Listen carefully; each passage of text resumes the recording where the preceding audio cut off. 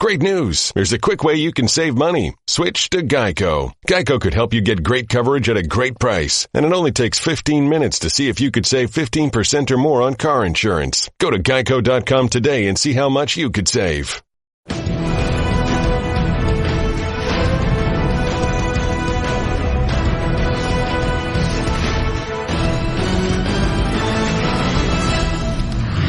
Hello, everyone. Glad to have you along at the start of this holiday week. I'm Wendi Nix with Damien, Woody, and Dan Graziano. The changing of the guard continues in Seattle. Seahawks safety Kam Chancellor appears to have retired via an announcement on Twitter. Although he never used the word retire, it does appear a neck injury has ended his career. Here are some excerpts from his statement. I played through all types of bruises and injuries at a high level, but this one I just can't ignore. When the doctors told me what was going on in November, I could feel my heart drop. The stiffness in my neck and the images I saw had me at one of my lowest points as a man, because football is all I knew outside of serving the Lord. To walk away from the game by choice is one thing. To walk away from the game because of the risk of paralysis is another. My final test showed no healing. I put all my blood, sweat, and tears into this game. And he ended the statement with this: time for the next chapter. So few players in the NFL get to leave on their own terms. It's certainly every single player's goal, but that's not always the case, Dan. And in this case, I'm sure there are other choices that would have been made, but the risks here were legitimate. Right, and all that's laid out in his statement, the issues regarding head injuries, neck injuries, what the doctors have been telling Kam Chancellor about his chances of significant catastrophic injury if he continues to play. You mentioned that the word retire is not in the statement. That's no accident. Kam Chancellor's, he has $6.8 million fully guaranteed coming this year. But of his $10 million salary for 2019, $5.2 million of it is injury guaranteed. And if he retires, then technically they don't have to pay the injury guarantee. So he stays away from that word because there's almost certainly going to be discussions between Kam Chancellor and the Seahawks on some sort of settlement that gets him some of his 2019 money. Similar situation to what we saw earlier this offseason with Bills center Eric Wood, who had to retire under similar circumstances. They reached an injury settlement. He had a press conference. He never said retire. So, but in terms of Kam Chancellor, again, it's all laid out there, the reasons why. And if anybody's wondering why the word retire isn't in there, that's almost certainly the explanation. Damien, he was a heck of a player and part of a heck of a group. It's almost in some ways, it feels like anyway, the end of an era. And we'll talk more about the position in particular a little bit later. But this group has seen a lot of changes and Kam the latest in that line. Yeah, when I think of, the Legion of Boom, a lot of people talk about Richard Sherman, and rightfully so, he's a great player. But I think of the safeties, Earl Thomas and Kam Chancellor, because those two guys were the enforcers. They set the tone for not only the secondary, but for the whole team. And the team took on that identity. And Kam Chancellor, boy, what a career he had. I mean, I think he's in a last breed type guy. One of those guys that comes down in the box and will thump you to death. And he's a heck of a safety. Well, an enforcer, if you will. Yeah. And to your point, we're going to see some changes likely in that regard. No one is disputing either the changes that we've seen in the Seattle defense. Bound to happen, but, Dan, we were talking, it seems like it's been rapid. Yeah. Look at this. I mean, this is the sort of the height of the Legion of Boom, if you will. This is what the defense looked like. All right, so you can see. And then you move now to what we would call the Seahawks defensive depth chart heading into 2018, and there's really not a lot of holdover whatsoever. No, they've seen this coming for a while, just knowing what the cap numbers were going to be on these guys starting this offseason and into 2018. So guys like Richard Sherman, I think, probably Earl Thomas, they extended Kam Chancellor last year, obviously didn't foresee his injury. But Michael Bennett got to the point where they weren't going to pay him anymore, and Frank Clark is an ascendant talent there on the defensive line. Sheldon Richardson was there for a year. I mean, that was a flyer they took on him. But, you think about that secondary. And what all those highlights, the first 3 or 4 of those highlights where he's forcing fumbles, there's 2 or 3 other guys intricately involved in the play, right? Everybody was working off of each other and in concert with each other. And when you get that as a team, Damien, you've played on championship teams, I'm sure you know. When you have those guys all working together like that, that's a thing of beauty to watch. It's intimidating. It's intimidating for the opposing offense when you got guys that's rallying around the ball, that are constantly swarming to the ball. over time in the game, it takes its toll on you. Let's circle back to Earl Thomas, because I feel like we've seen this movie before. What are the odds he holds out, or do we see him at the start of training camp? Pretty strong odds he holds out if he doesn't get a new deal before training camp. Remember, he skipped that mandatory minicamp last month where you start to get fined if you miss that. So he's already shown he's willing to accept some fines in order to make his point. If he doesn't get a new contract or traded to a team that'll give him one before training camp, I would expect him to hold out for at least a few days. And you saw with Chancellor a couple of years ago, he missed regular season games in a contract dispute. So if Earl Thomas is willing to take it all the way, it could force the Seahawks' hand. You know, to your point, we talked to Pete Carroll at the Combine. He did see a lot of this coming. It doesn't mean that these changes won't take a little time to settle in. I mean, that's just the way it works, and there's been a number of them. Seahawks rookie linebacker Shaquem Griffin took the mound at Safeco Field. He threw out the first pitch, and guess who's there as the catcher? I love this. His twin brother, Shaquille Griffin. A perfect first pitch, one brother to another. Nobody got in any kind of fight or anything like that. Not those two. Not those two. That's right. Pretty good news. 2 weeks to go now until the deadline for franchise players to reach long-term deals with their respective teams. None more talked about, perhaps, than this guy, Le'Veon Bell. For the second consecutive season, he's been franchised by the Steelers. So as we turn now to Overreaction Monday, I'll say this. Steelers should pay the man whatever he wants. Overreaction? Not an overreaction. I think it's an overreaction, but whatever he wants. I mean, there's got to be something reasonable here. They're already at $14.5 million on the franchise tag. So if he wants more than that, I mean, that's $6.25 million more than the next highest paid running back makes. I think everybody's got to be reasonable. I'm all for guys getting paid. I just think that there's a number for Le'Veon Bell. It's somewhere between whatever he wants and what's reasonable. That'll still be pretty excellent. So I would say no. It's an overreaction. He's a running back. There is inherent risk there. He's not a free agent yet. So no. What do you got?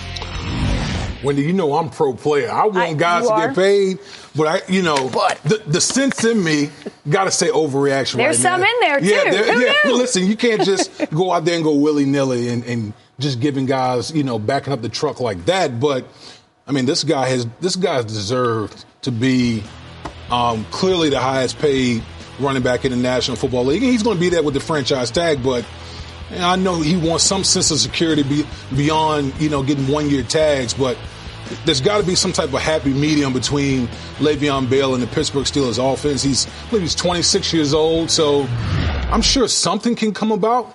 They just got to find that sweet spot. 26 is a critical number for sure. He's also said recently that he thought they were farther along than this time last year. Then again, this has been an 18-month process, and they can't cross the finish line. Bell, Brown, Roethlisberger, if you had to pick the most integral, the most important, if you will, to that offense, who is it? Well, you always take the quarterback, but I think in this case, I mean, you have a guy in Le'Veon Bell who he keeps making this point. He catches the ball, too. I mean, this isn't just, he's a special part of that offense in a way that most players aren't. David Johnson in Arizona is a guy that is used in a somewhat similar way, but there aren't many. So I think he's the fulcrum. They play from ahead so often that I think he's a very important player for them. It's a difficult deal to get done for a lot of reasons, and yet I still find myself defaulting to it'll get done. But I know, and I have to remind myself that look right there. I know. DeMarcus Lawrence, also a franchise player. I'll say this as we overreact. Dallas should wait to give Lawrence a long-term deal. In other words, let him back up what they've seen. Or, Damien, have you seen enough? Is this an overreaction or no? No, I believe it's not an overreaction. They should want, see what he can do beyond another year. Sometimes you got to be careful with these one-year wonders. Yeah. You really do. I mean, he had a fantastic year last year, but, man, to back up the truck for a guy who really just burst on the scene for 1 year and put up big numbers, if I'm Dallas Cowboys, I'm like, let me see you repeat it again. Then we can revisit this. I totally understand that logic. I really do. And I understand that's what they're thinking, and there's a lot of sense to that. I already know where you're going. However, yes, you do. I say it's an overreaction because I think it's just going to get more expensive for them if they wait. You have a guy now who's going to make, 17 plus on the franchise tag. What if Jadeveon Clowney's deal comes in at 18.5? What if Khalil Mack's deal comes in at 21 million? Aaron Donald tops all of that. Pass rusher is a premium position. And I think if they wait, then there's a deal that's probably doable now that isn't going to be doable 6 months, 8 months, 12 months from now. And I think it may end up costing them a lot of money. Well, that trajectory has been straight up. I mean, that's the way we've seen the numbers work, for sure. We talked about the changes in Seattle in terms of subtraction, if you will, the additions to the Rams, the names we've seen and the moves that have been made. No team really more active in this respect than the Rams. So I'll say this. Rams have the best secondary in the National Football League. If I say that, Dan, to you, is that an overreaction in your opinion or no? I think it's an overreaction because I'm not all the way sure they have the best secondary in Los Angeles. I mean, the Chargers secondary, I mean, that defense top to bottom looks outstanding. But, I mean, you look at the secondary, guys like Jason Verrett, Casey Hayward, they drafted Derwin James, right? Jaleel Adai, good player out there. That's a team that, maybe, could they use, would an Earl Thomas kind of top that all off and make it unquestionably the best? But it's one of the stronger positional units in the entire league. So I like what the Rams have done. We haven't seen it all play together yet. We believe Wade Phillips can make it work, but I think it's a little bit of an overreaction to say best in the league. And I think therein lies the distinction. You will have to have somebody, and perhaps Wade Phillips is that person who can make this come together because, I mean, obviously the understatement of the century, there's no shortage of personalities here. Absolutely. You got to do a great job of managing personalities. But I agree with Dan. I think it's an overreaction for right now. Look, they look good on paper. There's no question. I mean, you look at all three layers of their defense, they look pretty good. But like Dan talked about, the L.A. Chargers are fantastic. Minnesota Vikings secondary is no slouch either. So I don't know. Right now on paper they look great, but I need to see them in action first. Plus, I couldn't cast my vote in that direction until I've seen them on the field. There's just no sample size really for this particular group to work together. Yeah. Well, the NBA not alone. The NFL has seen its share of big free agent signings. After 8 seasons in Philly, Reggie White went to Green Bay. He won a Super Bowl, a Defensive Player of the Year award, and went to 6 Pro Bowls. Deion Sanders made his presence known in Atlanta for 5 years before he went on to San Francisco for one and only season, 1994. 49ers went on to win the Super Bowl that year. A year later, he joined Dallas and, oh, by the way, won another one. Drew Brees had some success in San Diego, but his career really took off when he joined the Saints and Sean Payton. He's led the league in passing yards 7 times and won the Super Bowl in 2009. And most recently, Peyton Manning joined the Broncos prior to the 2012 season, spending 4 seasons in Denver. He led the team to 2 Super Bowl appearances, including a title in his final season of 2015. Last year's NFC West champs made big moves, acquiring cornerbacks Marcus Peters and Aqib Talib via trade. Then they wrote a big check, for Ndamukong Suh, a 1-year deal after he was let go in Miami. And then the Rams got quarterback Jared Goff, a deep threat, trading for wideout Brandon Cooks. They've got a phenomenal young coach, it would seem. They've got a veteran coordinator group who also seems to kind of have it together. Of all these moves, we talk so much about that defense, but when you look at what they did, what stands out to you if you had to pick one and say absolutely, which one would it be for the Rams? I mean, because there's a number to choose from. Wow. I think that Ndamukong Suh pairing with Aaron Donald, I think that's going to pay huge dividends because I always tell people when it comes to rushing the quarterback, it's not necessarily the guys on the outside. Quarterbacks hate pressure up the middle. And when you got Aaron Donald sitting there in the middle getting double teamed because he's going to command a double team, now you got to block Ndamukong Suh one-on-one with that type of pressure coming up the field. That should pay huge dividends for the Rams defense. It didn't quite work out for Ndamukong Suh in Miami. Obviously, they too backed up the truck, so to speak, as we've said before. It just never seemed to work, Dan, for a lot of reasons. Does that give you any trepidation for this move by the Rams? No, I like the Suh move for the Rams. And the pairing with Donald, I think, would be good for both players. My answer to your question, Damien, would have been Marcus Peters, just because I think what the Rams are fundamentally building is a young core, and I think he can kind of assimilate into that somewhat quickly and be, he's an exciting player, and obviously I think he'll learn from Aqib Talib. That's a good veteran for him to be with right now. So, but I like Suh and Donald in the middle. I think that makes them a strong defensive line as anyone in the league. We touched on this briefly earlier, but what are the biggest challenges here about bringing in a group? There's intangibles, I get it, personality and all that, but just in terms of the style of play, what do you see as the biggest challenges of bringing some of these big names together, especially defensively? Are you going to play as a team? We've seen a lot of teams bring in a lot of big-name free agents, but can you mold the guys to play together? I mean, you're talking about some marquee, big-time names that are coming over to that Rams defense. So it'll be incumbent on Wade Phillips to get those guys. Wade Phillips is one of the best defensive coordinators in the National Football League. Guys love playing for Wade Phillips, so I don't foresee that being a problem. But, I think that's something that has to be stated right now. So Sean McVay, the head coach, spoke to him a couple times this offseason, on this topic. And that's obviously what everybody wants to talk about, how you bring it all together. He said the key is making sure that everybody is on the same page in terms of what they believe about the team's identity, the team's culture.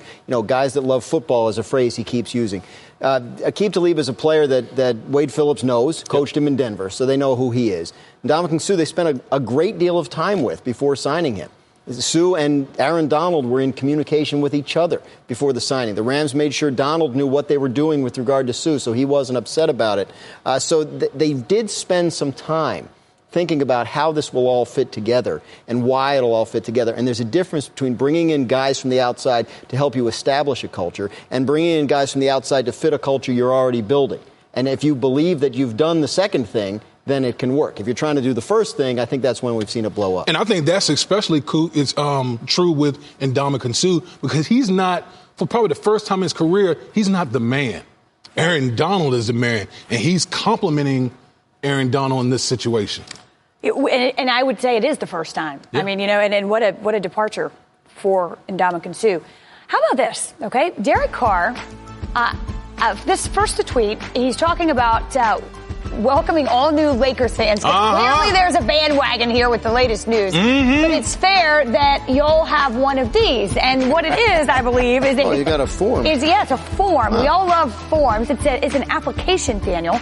A bandwagon application. We're taking all applications. Yes, because Damien, I believe, was a Laker fan prior to the news. Whoa. Okay, I still am. All right, but you can transfer your fandom. Right. But what I really like, because I like to be prepared, is sort of your backup plan. You need a backup plan in case all hell breaks loose and you can no longer root for your team. There it is. Backup. Who's your backup plan? What's your backup team? Backup team in case I'm sink or swim. Oh, you are? You're going all the way down. I'm sink or swim with the Lakers, so it doesn't matter. All right. Do you have a problem? Let me ask you this. As you have established a longtime Laker fan, any issues with the bandwagon and folks jumping on? Or you don't want them, or you want them, or what? I don't know. No, the only thing I have an issue with is, now we're going to have all these LeBron fans coming to the Lakers. Hopefully they're not beefing with the Kobe Bryant fans. So is that okay?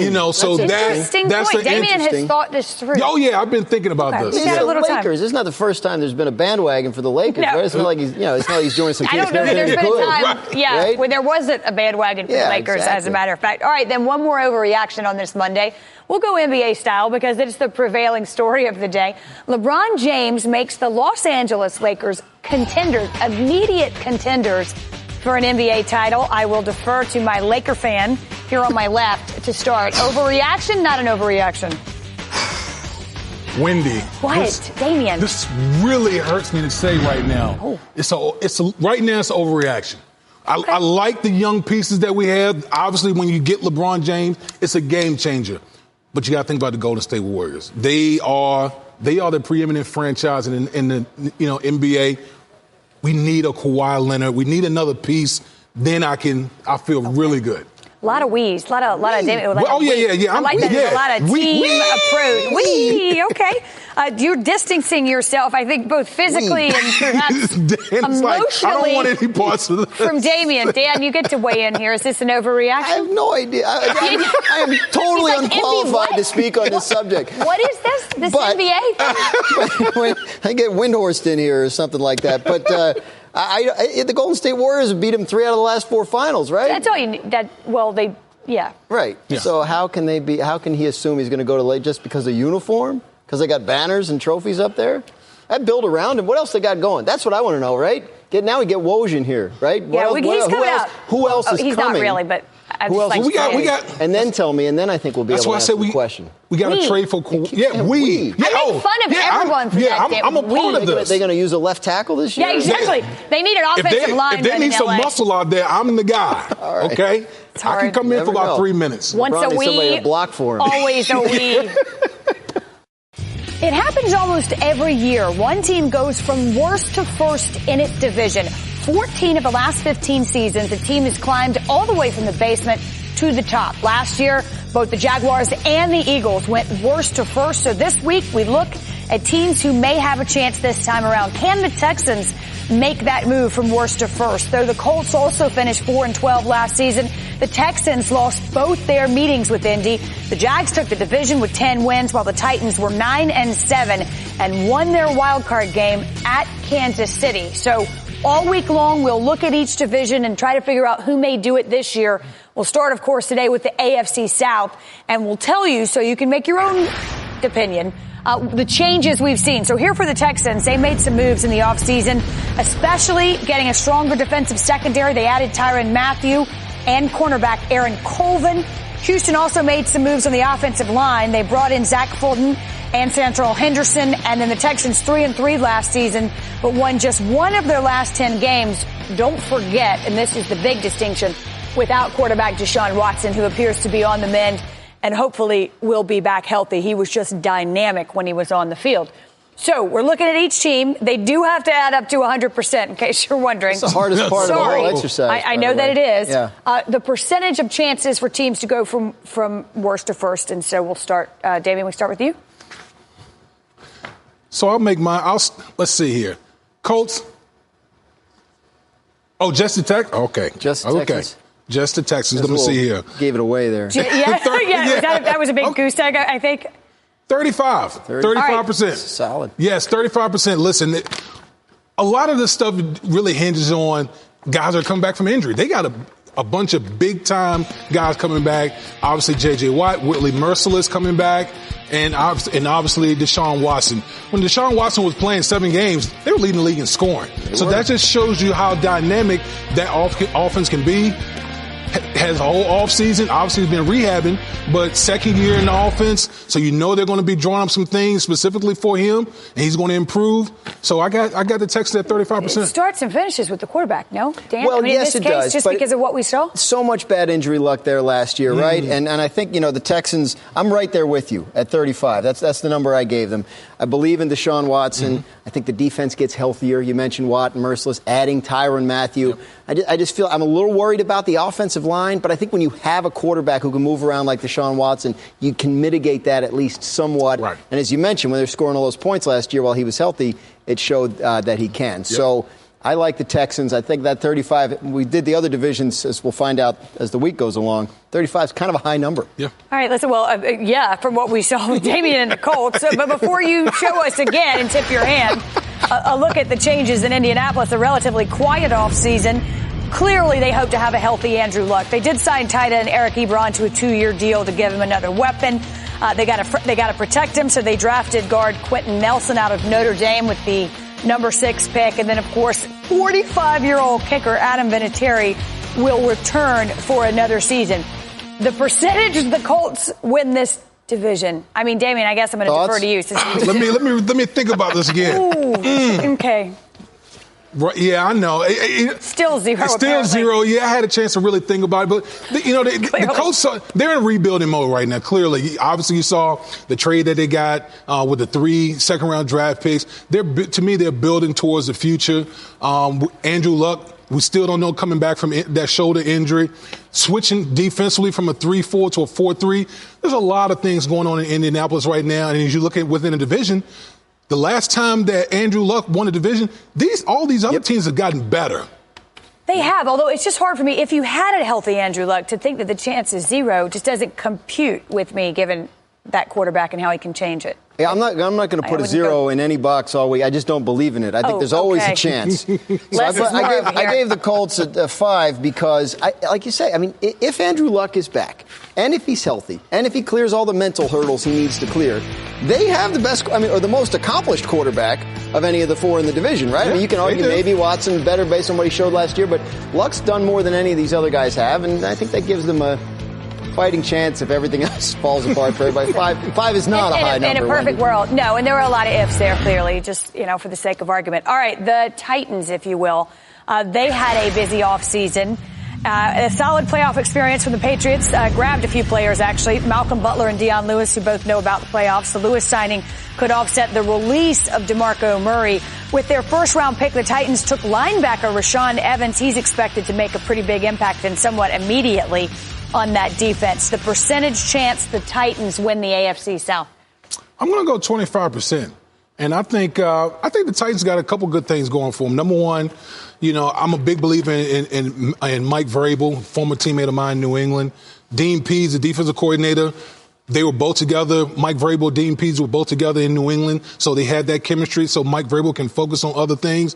And Matt LaFleur, the offensive coordinator who came over from the Los Angeles Rams, now is going to be working with Marcus Mariota. I think he's going to bring the most out of him in that offense and really design that offense around him. So this is going to be an interesting team to watch. And I think, can I just say this about Mike Vrabel? I think he's going to have to be a CEO, and bringing on Coach Pease is put him in a position to do that. Yes.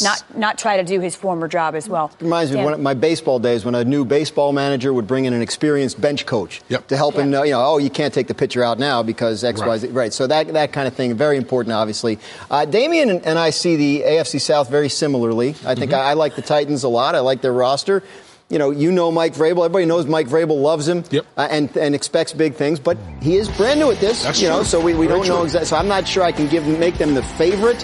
Although, as you can see here, Wendi, I know how you love. Like I always make a real strong stand. I'm pretty well torn between. You are. or among the three different teams I think can win this division. I miss my Dan of strong opinion. You got to come back for AFC East Day. Okay. And then okay. we'll have all right. I look forward to that. A little bit bigger spread. Okay, so as a tease. If you're doing the math, you know where we're headed here, but don't move so quickly. Here is what we saw in Jacksonville. They advanced to the AFC Championship game. Big things expected once again. The offseason saw them add beef to the offensive line, signing all-pro guard Andrew Norwell. They also added tight end Austin Seferian-Jenkins. They did lose wide receiver Allen Robinson to the Bears and cornerback Aaron Colvin to the aforementioned division rival Texans. The percentage, gentlemen, for the Jacksonville Jaguars. I'm giving the Jaguars 40%. Oh, 40%. All right. I think you did your math. Yes, did my math right. I like their identity. The brand of football that they play travels anywhere. And when you have a rushing attack, and they added to it by bringing an all-pro lineman, up front to give them more beef. But then when you have the rushing attack, the defense to complement, and I think they're going to open things up a little bit more for Blake Bortles this year. I thought at the end of the year, and especially in the postseason, he did some things in the postseason. Now with the whole offseason, signed a extension. So I think they're going to entrust him a little bit more. They're going to stick to the identity, but they're going to expect him to make a little bit more plays, from the quarterback position this year. All right, Dan. I gave him a 30. What we're seeing here is I have no idea who's going to win the AFC South. That's I like kind of way it three played teams out, yes. about equally. My only concern with the Jaguars, and I expect the Jaguars to have a good team this year, my only concern with them is I wonder if last year's as good as it gets. Like, it couldn't have gone any better for them. The way they play, the way they grind it out, and I wonder if, playing a first-place schedule, you'll see a little bit of a drop-down. Yeah. But, I think they're going to have a good – I think this is a very interesting division, and I think based on, what July 2nd predictions are worth, Worst I think to first. you can go to your Texans. Go to your local Rhode Island or New Jersey sports book and bet the Colts, because obviously they're going to win now based on all this, right? I think really the whole determining factor is the quarterback right here. If Deshaun Watson stays healthy, my point. I think that's to me that's going to determine the division. Do you remember what you gave the Jags last year? Anyone? No, I don't either. Do you? No, I don't. Good. Yeah. So I was going to give credit where it was due, but perhaps we'll save that. Listen, this is the AFC South, an important exercise simply because every year, 14 of the last 15, we have seen a team go from worst to first. I think it's fascinating. It makes the NFL among the things that makes it so interesting to watch. So there's a recap, and we will continue this exercise shortly with the NFC South. We revisit our top story this afternoon. Seahawks safety Kam Chancellor appears to have retired via an announcement on Twitter. He never uses the word retire, but it does appear a neck injury has ended his career in the NFL. And Damien, we referenced this earlier. He was an enforcer. I mean, he's a tone setter, however you want to call it. But will we still see that? Have we seen the last of that enforcer-type role in terms of the safety position? I think it's starting to go away because obviously the rules and how the NFL is kind of trying to legislate it out the game, but also the way that offenses are playing. The game is so spread. The offense wants to use every blade of grass, as I like to say. So you can't afford to have these guys that just play in the box. You have to be able to play in space because a lot of running backs, tight ends, they flex those guys out to try to create mismatches. So you got to have the personnel to match those guys. There are young guys coming into the league that's still their best skill. Landon Collins with the New York Giants is making a very nice career for himself. I think Jabril Peppers, the Browns plan to use him more in a role like that this year. Maybe play to his strengths. But I think you're not going to see it as much because the league doesn't like that Vernon Davis hit, right? I mean, like, that's not the image that the NFL wants out there about its game. It's too violent. His head jerks back, all that stuff. So there's not going to be a premium placed on guys who can do that. And I think that's the thing. Now, you look at Seattle. Seattle teaches tackling technique intensely and in specific ways and proudly boasts about how they do it. Heads up, all that kind of stuff. And still, this is a player who earned a reputation as a fearsome hitter, doing it legally for the most part, right? I still think this is something that the league, you'll see less of. That kind of, startling violence, I think, is what the league wants to get rid of. Well, I wonder this. I don't know if there's any bearing. But, aside from Tyrann Mathieu, who signed the one-year deal and sort of priced himself out of his previous team, this free agent market, I should say, for safeties has been slow to develop. Another way to say it, it's been soft.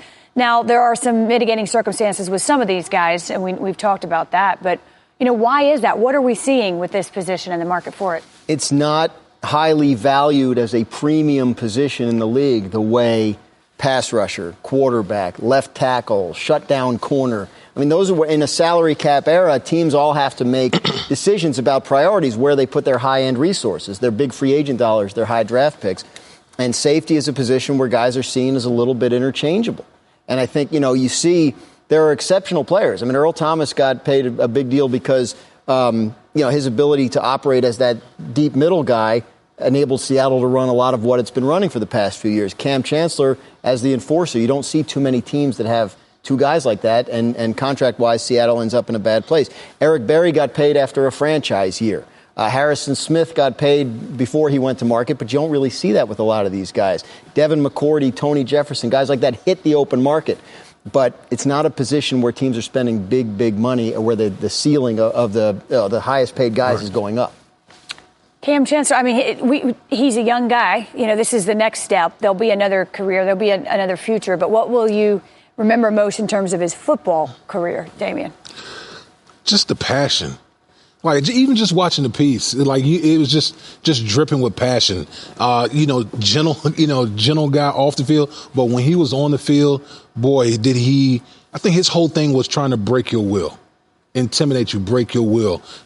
You look at that one hit against the Denver Broncos in the Super Bowl. That one hit at the beginning of the game changed everything about that game. And it just set the tone. And that's what he was. He was a tone setter. A tone setter, no question about that. It happens almost every year. One team goes from worst to first in the division. In 14 of the last 15 seasons, a team climbs from bottom to top. Last year, both the Jags and Eagles did it. So this week, we look at teams that may be the one or two to go worst to first. The NFC South was strong last year. 3 teams finishing with at least 10 wins.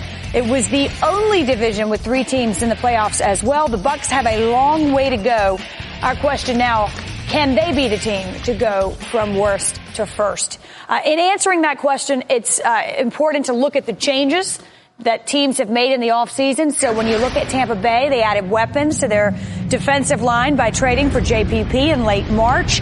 They drafted defensive tackle Vita Vea with their first overall pick. Much needed help to a defense which ranked last in the NFL. But then the news last week that quarterback Jameis Winston will be suspended for the first 3 games of 2018 for violating the league's personal conduct policy. So this team will be without its starting quarterback for 3 of the first 4 weeks of the season.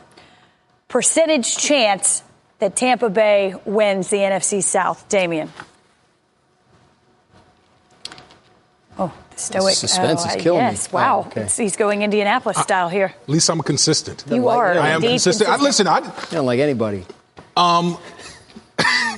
I didn't feel confident that they're going to win the division. Anyway, with Jameis Winston starting all 16 games, now that he's missing 3 games, the first 3 games of the season, I think it's just going to be a tough road for the Tampa Bay Buccaneers to be able to navigate within the division that sent 3 teams to the playoffs this year. They've made some changes, and I like some of the moves that they've made, but again, when you're missing your starting quarterback the first 3 games, and the whole key to a season is getting off hot. Solid start. I just think that's going to hurt them. It just, unfortunately, in my opinion, for Tampa Bay, it feels like 2 steps forward, 3 steps back. Like we just can't get moving in the right direction. I'm not putting a 0 up there. It's a philosophical stance here. I'm put a 1. Okay. I say that's cheating. He said it's not. Not cheating. It's going to add up to 100. There's a chance. Okay, that's fair enough. Look, 3 playoff teams. I mean, right? I gave the Colts a 5, and the Colts play in a strong AFC division, but a strong NFC division is something different. Right. The NFC is kind of like, Wendy, if I may, now that I'm an NBA analyst, the Western Conference. Oh, what? Well, to the AFC's Eastern Conference a little bit here.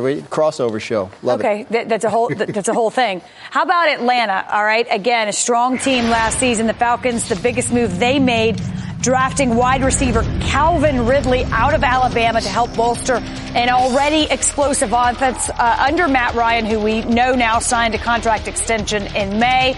And they shored up their kicking game by re-signing the reliable Matt Bryant to a 3-year deal. Look, this offense was already strong. I'd have to argue it got stronger. Damien, the chances the Falcons win the division? I'm going 40. That's pretty high. Yeah, I think the second year with Steve Sarkisian as the offensive coordinator, I think it's going to be big for them. Get more of a rhythm. Obviously, we saw last year, some things that they had going on with that offense. They weren't necessarily clicking like when they had Kyle Shanahan, but I think this second year, he'll know how to better utilize the personnel.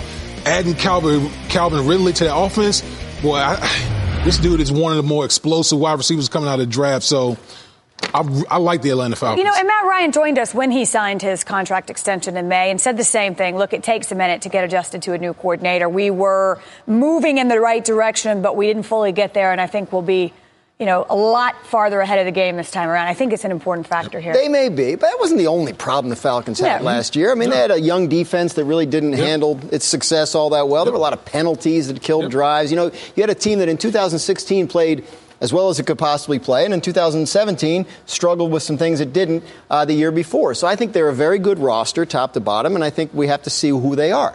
Are they the team that dominated in 2016 in the second half of the year, went all the way to the Super Bowl? Are they the team that kind of couldn't get out of its own way at times last year? A lot of talent there, a lot of ability, a lot of potential. Very tough division. I give them a 30% chance, which again, not a bad number. No, why not? No, wait, never mind. All right, the Panthers added a weapon at wide receiver when they traded for Torrey Smith of Philadelphia. That's what happens when I try to do math. Also new to the offensive mix is running back C.J. Anderson, who rushed for over 1,000 yards with Denver last season. With their first-round pick, they took wide receiver DJ Moore from Maryland, another weapon for Cam Newton on this offense. You talk about a sort of a spectrum here. I think you really don't know which Cam Newton you're getting at times, or at least that's how I feel. How about Carolina, Damien? Yeah, I got 25 for the Carolina Panthers. Listen, they've added some pieces offensively, wide receiver. Cam's going to have more to work with. How is North Turner how is he going to alter Cam's game? Cam's been in the league for a while now.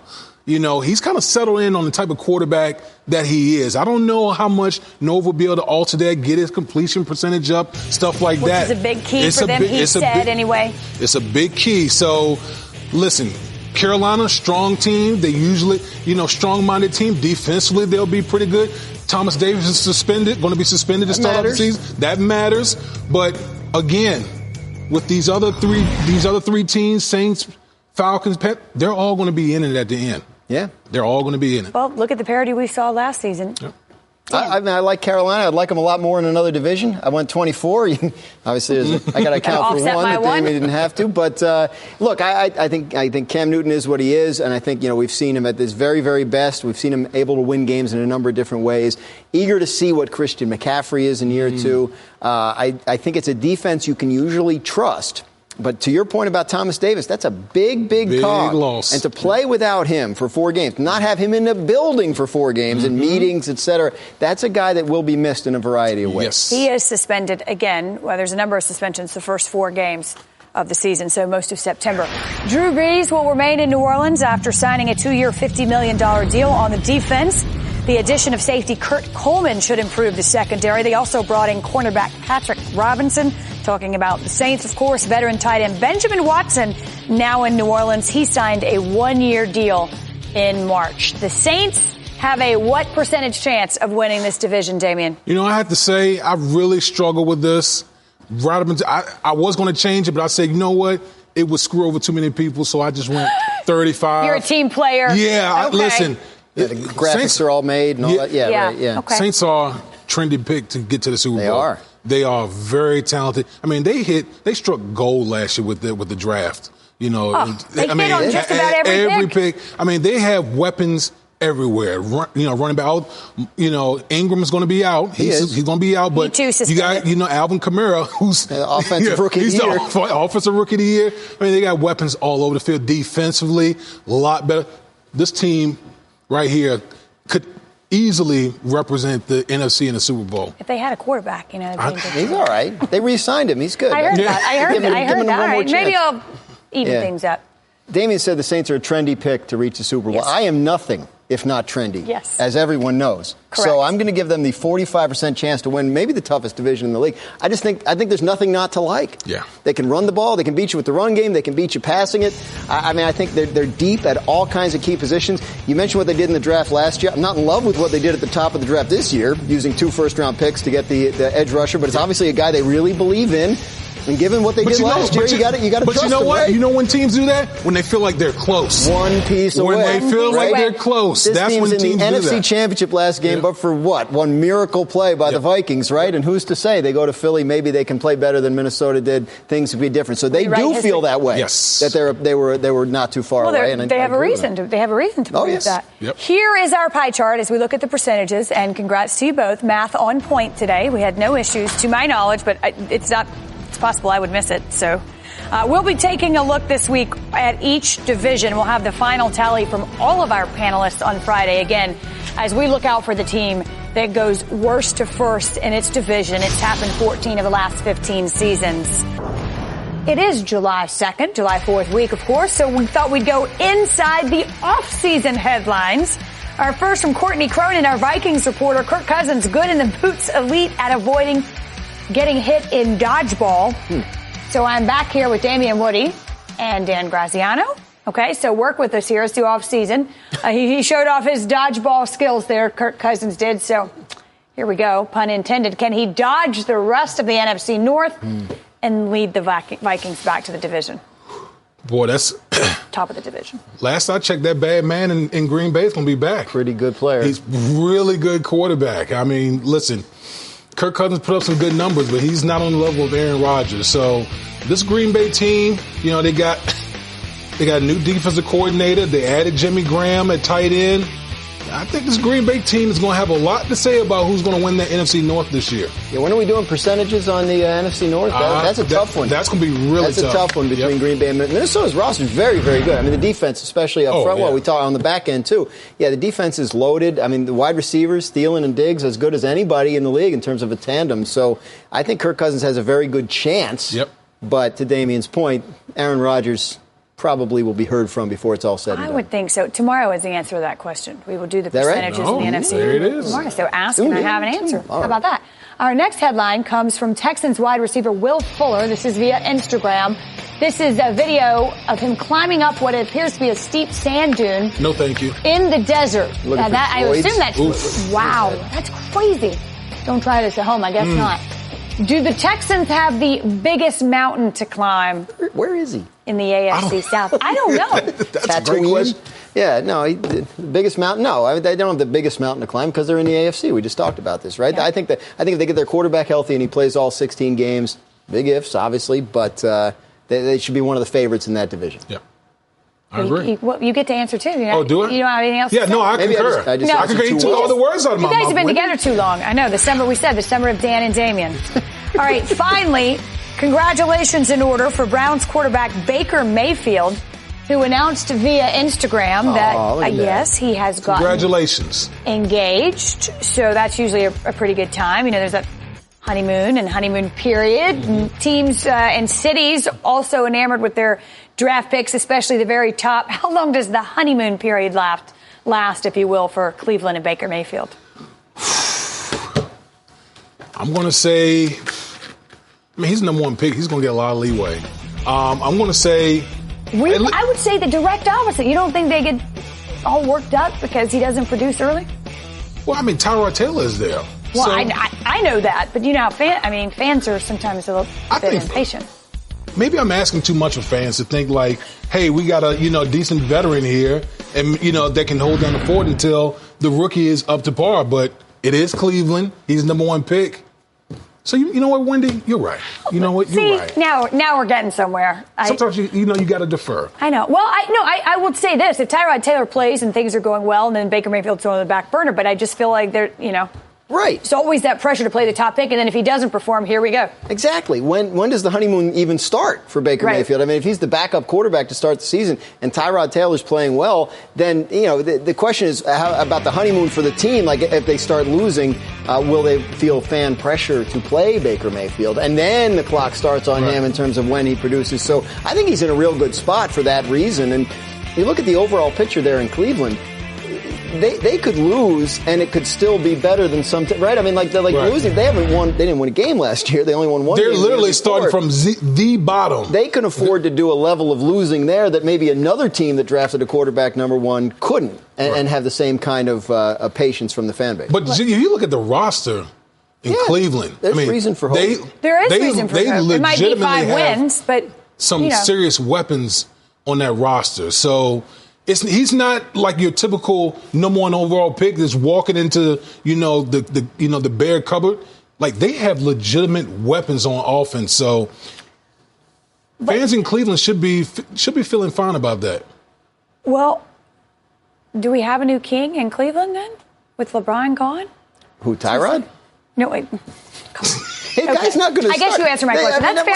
Come on, it was worth a shot. It is July. I think the Browns are in a position where they can be patient with this young man. They plan to be patient with this young man. Yes, plans can fall apart if Taylor gets hurt, if things don't go well. But, I think this is, as we sit here on July 2nd, the Browns are feeling like they're going to be able to execute the plan. And let's be honest. I mean, the Browns are not in a one-year window to try and win the Super Bowl. I mean, they have to take a long view. Well, how about this? In response to our Adam Schefter's tweet, who tweeted this earlier today, obviously with the news that LeBron James had departed, he said, and so now Cleveland's hopes rest with the Browns. But then what say you, the Cleveland Indians responded with a thinking face emoji. Because what about me? Right. See? The Cleveland Indians are beefing with Schefter on Twitter? I believe that's the case, yes. And it must be the off-season. LeBron James has departed Cleveland, taking his talents to Los Angeles. He has signed a mega deal, 4 years, $153 million plus to play for the Los Angeles Lakers. I say this because, we'd have to stretch here a little bit because I don't even know what the NFL equivalent would be. Like the biggest player you can think of to the biggest team. What would you say? I would say Tom Brady to the Cowboys, because you have a guy who's kind of up there in age, league MVP last year, going to a legacy franchise. That's a good one. Are the Cowboys like the Lakers of the NFL? Is that's kind of an equivalent, right? It feels like it, right? Like an all-time great team with a lot of championships, hadn't done much lately. A lot of history. Maybe that makes some sense. Brady, though, Brady's done some winning though, right, of his own, right? More than LeBron has, right? A little bit more than 5 championships. Well, and you would argue he's at the latter part of his career. So my first thought was not to go as far as Damien. I was going to say breeze to the Cowboys, but yeah, something like that. No, right? Aaron Rodgers. Somebody like that, an all-time great, right? Who's one of the all-time greats, going somewhere where maybe the situation funny we all where think he's the not Cowboys. So that is the team that sort of seems like the NFL equivalent for whatever reason. Cowboys, Steelers, one of those, right? Yeah. Time now for Must Be the Off Season, which indeed it is. We will continue with our basketball theme. There's T.O., and if you missed it, he recently said he will decline the invitation to actually be at the Hall of Fame induction ceremony, although he will enter the Hall of Fame. But he's got it. He is still an athlete. 44 years old. He argues that he can still play football. He can certainly play basketball, as we see right there. I don't think 44 is that old personally, but no. I don't Listen, know. well, Damien, we do talk about T.O. on the show a lot. I noticed that. The man on the right is 6'5", okay? Tyron Smith. Oh. He is, again, I say 6 feet 5 inches tall, and Shaq looks like, he just towering is not too strong of a word. You're talking about an all-pro left tackle. Looking like a child. That like is a child next to Shaq. Man, yeah. I'm a one-trick pony. Literally. I show up at kids' parties and act cute. That's pretty much it. So excuse me for being bitter. When Geico says not only could we save you money on car insurance, but we do more. Like give you 24/7 access online, over the phone, or even via our award-winning mobile app. Well, ooh la la. Aren't they multi-talented? Hey, I said organic carrots. Geico. Expect great savings and a whole lot more.